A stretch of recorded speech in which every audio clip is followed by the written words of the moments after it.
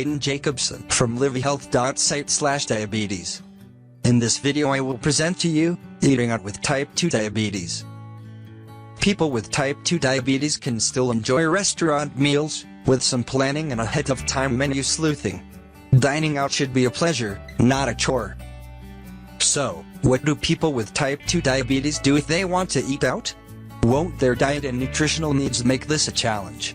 No, says Kathy Honig, RN, CDE, a diabetes educator with Barnes-Jewish Hospital in St. Louis.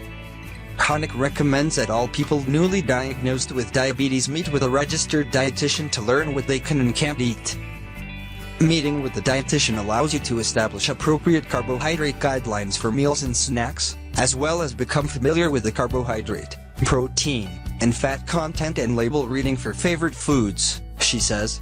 As you become more familiar and comfortable with what foods are better for you, you'll become more comfortable choosing from a menu. As with most events in life, things often turn out better if they're planned ahead. Eating out is no different.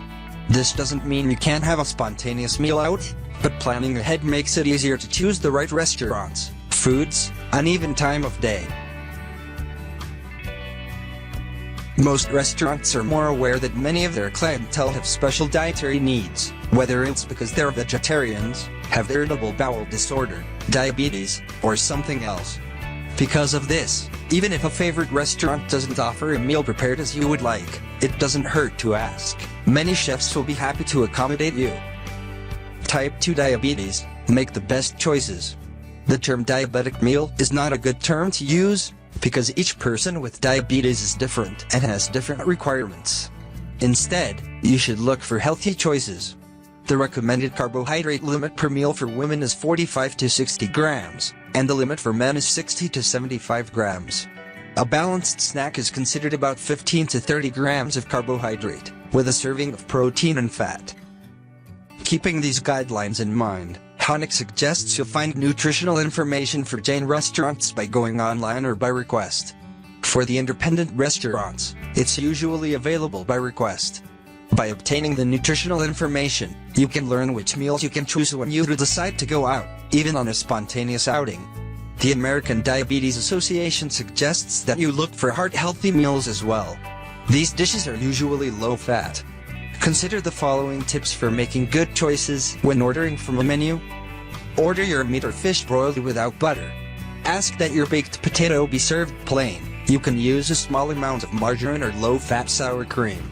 Order a salad, or vegetables from the salad bar, as your side dish.